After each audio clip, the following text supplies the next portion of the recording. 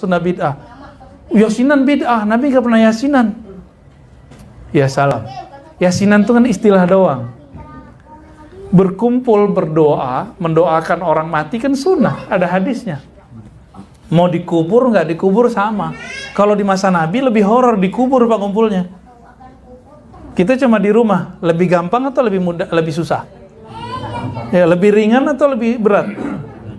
Jadi satu kali ba'da menguburkan seseorang, dalam hadis riwayat Imam Abu Daud, hadisnya sahih. Sayyidina Nabi SAW itu ngomong sebelum mereka pergi ya, istaghfiru li akhikum, mohonkanlah maghfirah, ampunan untuk saudara kamu. Kenapa? Was'alu lahu tasbit, mintakan ketetapan baginya, fa innahu la yus'al, karena dia lagi ditanya nih.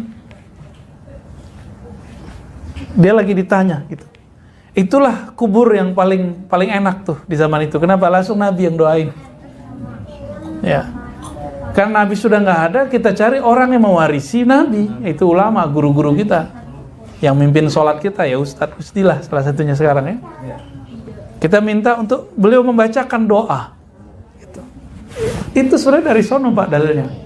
Terus kenapa Yasin? Di hadis Abu Daud juga Nabi mengatakan iqra'u Yasin ala mautakum, bacakan Yasin kepada orang yang mauta. Mauta ini 3 artinya. Orang yang akan mati kita.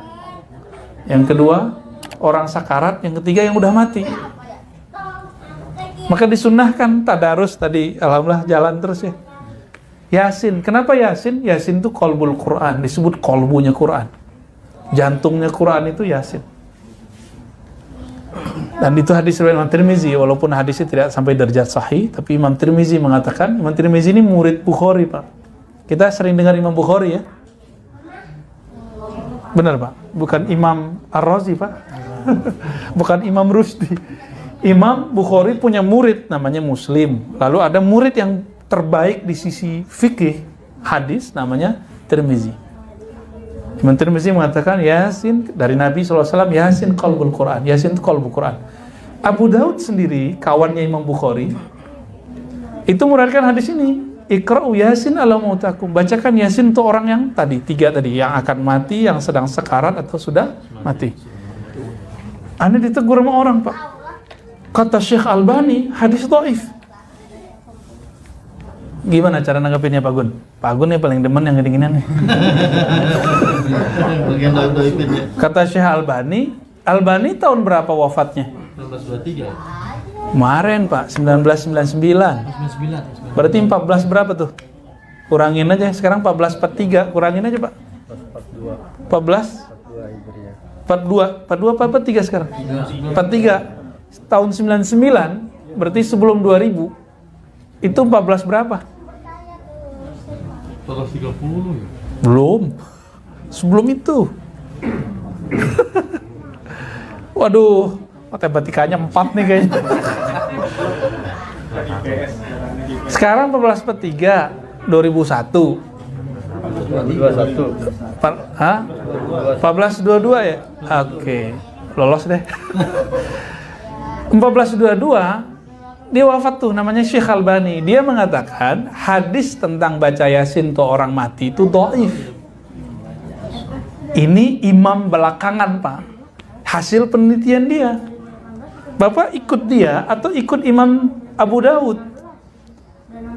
Abu Daud itu imam salafus saleh, masih abad ketiga Hijriah, sezaman dengan Imam Bukhari, sepengajian nama beliau.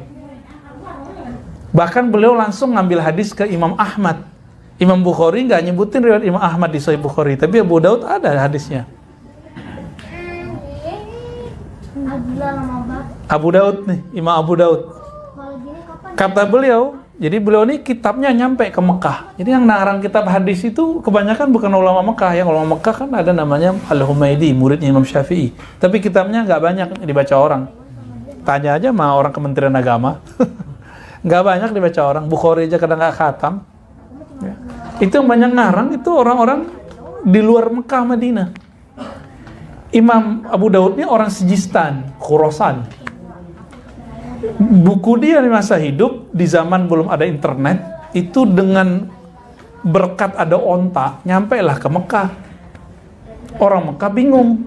Jadi ternyata dari dulu ilmu-ilmu itu sudah berkembang di luar. Orang Mekah itu sudah lupa. Mereka sibuk tawaf aja, dagang, sibuk dari dulu sampai sekarang kan. Lalu mereka nanya ke Abu Daud, dikirim surat ke Sijistan. Wahai Abu Daud, apakah semua hadis yang di sini sahih? Yang dalam kitab Sunan Abu Daud, Bapak sudah bisa download apa sekarang di Google, apa di Play Store ya. Lalu Abu Daud kirim surat. Apa kata Imam Abu Daud? Wa ma sakattu anhu fahuwa salih. Hadis yang aku tidak komentari, aku diamkan saja, maka hadisnya saleh. Saleh itu bahasa lain dari hasan. Setelah hasan namanya sahih. Di bawah hasan namanya dhaif. Ini siapa yang ngomong? Abu Daud. Jadi Abu Daud tuh punya definisi yang sama dengan Tirmizi. Apa definisinya? Kalau ulama salafus soleh beramal, maka hadisnya walaupun dasarnya dhaif, dia jadi hasan. Ya hadis itu kan sahih, hasan, dhaif kan gitu. Ini hadisnya lemah nih. Anggaplah lemah. Kita ikuti saja kata Syekh Albani. Tapi diamalkan ulama salaf. Salaf itu abad pertama, kedua, ketiga. Bahkan ada sahabat yang mengamalkannya. Hadisnya langsung naik Pak, jadi hasan, bahkan sahih. Karena ada tuh slogan, laukana khairan lasabakuna. Kalau ini amal baik tentu sudah dilakukan oleh salafus soleh. Ini dilakukan banyak ulama salafus soleh. Ya, Imam Syafi'i salaf gak Pak? Murid Imam Syafi'i Ahmad bin Hambal, Hanbali. Simbol salaf tuh Imam Ahmad bin Hambal. Beliau itu dulu nggak membolehkan baca Quran kepada orang mati. Kalau dulu langsung dikubur Pak, langsung di kuburan bacanya. Suatu kali beliau menghadiri penguburan seseorang kawannya, ya, ulama juga, bersama temannya Imam Jauhari. Jadi Jauhari itu udah nama ulama dari dulu ya, sampai sekarang. Nyampe di sini jadi jamaah.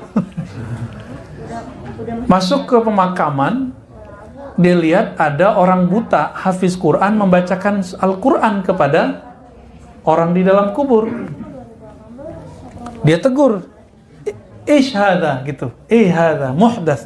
Ini tuh bid'ah, apa-apaan ini gitu.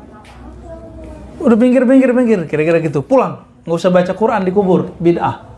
Jadi Imam Ahmad pernah ngomong gitu Pak. Tapi Imam Jauhari punya pandangan lain. Beliau walaupun begitu nggak mau debat di kubur. Sekarang orang suka debat nggak di kubur? Oh gawat Pak, sekarang masalah azan di kubur, di lahat aja orang pada tengkar. Orang lagi mati dia tengkar. Bahlul nggak tuh? Orang harus ingat mati dia tengkar. Ditunggulah sampai kemudian keluar kuburan. Diajak ngobrol Imam Ahmad bin Hambal, Abu Abdullah. Menurut kamu riwayat fulan bin fulan dari fulan disebutkanlah sampai ke Ibnu Umar. Ini sahih nggak? Apa kata Ahmad bin Hambal? Wah itu sahih. Dibacain. Saya dapat hadis dari Nabi, dari Ibnu Umar dengan jalur Syekh fulan. Disebutkan syekhnya tadi.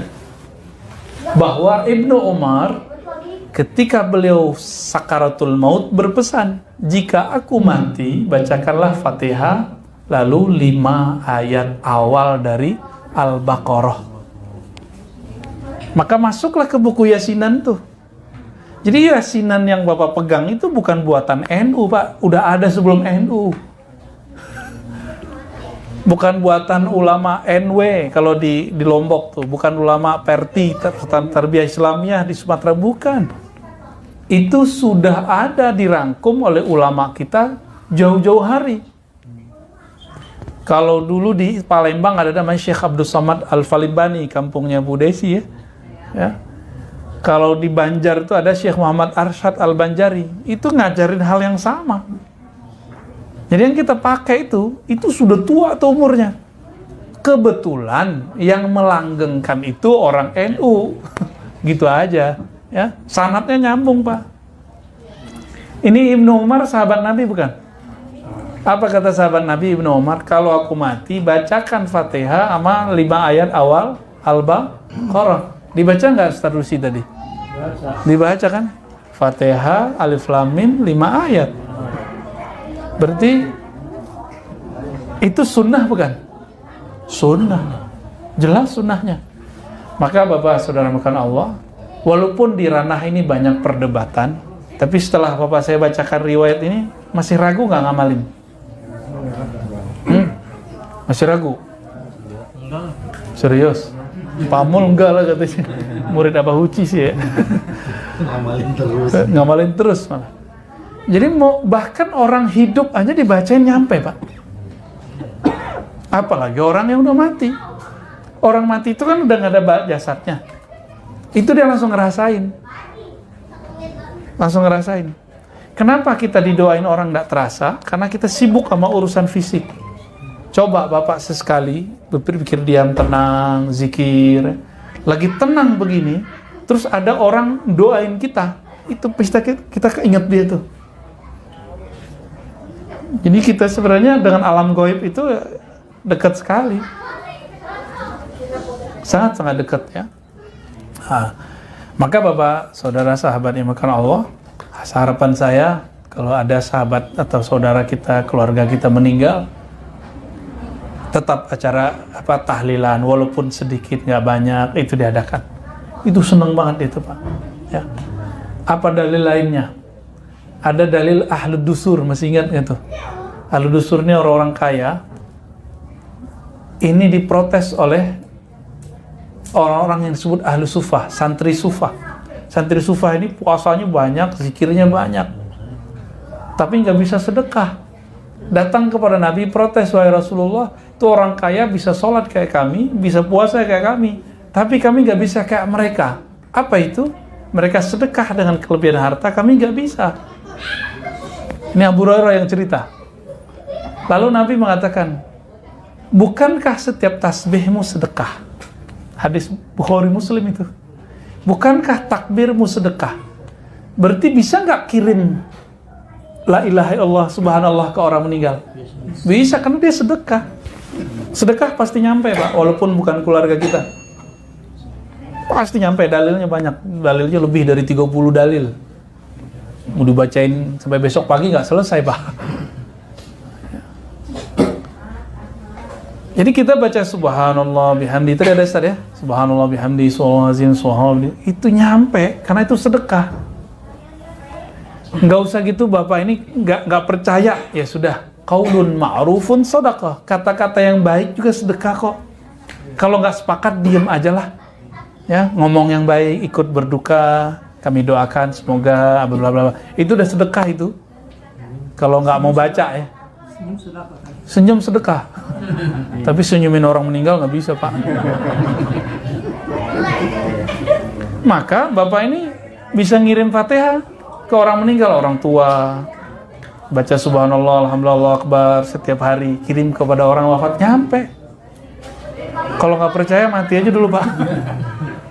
Kalau saya ngerasain pas hidup, soalnya sering ngerasain itu, karena kita jamaah kita sering baca Fatihah dan kita merasakan itu, sering terasa sama kita. Dulu ada jamaah stroke pas zikir-zikir zaman-zaman dulu, zaman-zaman rame Ustadz Arifin ya, udah nggak bangun-bangun dari ini, koma udah hampir sebulan. Kedengeran sama panitia minta, waktu itu saya ngisi kajian hadis di Pamulang sana, jadi ada kajian zikir akbar, tolong dong Ustadz Arifin, Ustadz Razi untuk mengunjungi orang tua kami yang sudah koma sekian hari, udah hampir sebulan. Masuklah kami ke situ. Ternyata Ustadz Arifin bacanya apa? Al-Fatihah. Loh, kita ngikut aja Pak. Waktu itu saya masih S2 ya, belum selesai. Kita bacalah Fatihah. Kita niatkan sampai kepada yang sedang koma ini. Bangun langsung sadar dia. Langsung sadar dia, senyum-senyum Pak. Itu kelihatan. Makanya kiai-kiai dulu sering dimintain air sama orang kan, dibacain doa. Itu nyampe Pak langsung. Kesimpan langsung dia. Jadi tidak ada di alam semesta ini kecuali dia menyimpan memori apa yang kita katakan. Itu sebabnya tanah Madinah itu, kalau versi orang belajar tentang ma'rifatun Nabi, itu lebih afdol dari Mekah. Kalau versi orang belajar ma'rifatun Nabi. Tapi kalau belajar ma'rifatullah, Mekah lebih mulia daripada. Jadi ini beda bab aja, ya, beda bab. Karena tempat yang paling lama Nabi ibadah secara sempurna itu Madinah. Namun yang lebih tua adalah Makkah. Maka Nabi ngomong gini, ya Allah, Makkah itu telah dimintakan kemuliaannya. Haram itu artinya mulia. Kemuliaannya oleh Nabi Ibrahim. Maka aku memintakan kemuliaan Madinah di hadapanmu. Kira-kira Pak, lebih mulia Nabi Ibrahim atau Nabi Muhammad? Berdasarkan itu lebih mulia Makkah apa Madinah? Jadi dari kacamata kenabian lebih mulia Madinah. Tapi dari kacamata sejarah tentang tauhid lebih mulia Mekah. Jadi walaupun ada hadis sholat di Mekah 100.000, bagi saya sholat di Madinah lebih dari situ. Yang Raudhah itu Pak, ya. Nah, berdasarkan ini, nah kita kan juga sholawat, bener nggak? Jadi tadi doa-doa itu gantung semua. Sampai tadi Ustadz baca sholawat tuh langsung naik ke atas itu Pak. Nggak nyadar kan?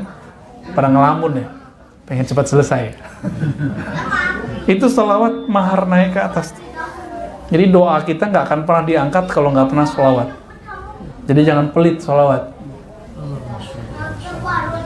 Allah itu ciptakan jin dan manusia untuk menyembahnya, ya nggak? Yang paling sempurna menyembah dia siapa? Nabi Muhammad.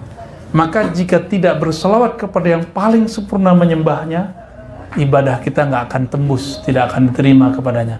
Jadi biarlah Pak Gun sholat nggak khusyuk, nggak apa-apa, ya, Pak Mul ya, nggak apa-apa. Yang penting sholawatnya jalan. Itu sebabnya Imam Syafi'i satu-satunya imam yang mewajibkan sholawat di ujung sholat. Imam Ahmad ngikut, tapi dulunya bilang sunnah, karena beliau dulu kan aslinya Hanafi. Imam Ahmad bin Hambal itu Hanbali, itu aslinya Hanafi. Ketemu Imam Syafi'i jadi menjadi seorang ahli hadis yang mazhabnya mazhab ahlur riwayah, bukan ahlur ra'i, ya. Imam Malik bilang sunnah, Abu Hanifah bilang nggak wajib, nggak sunnah juga.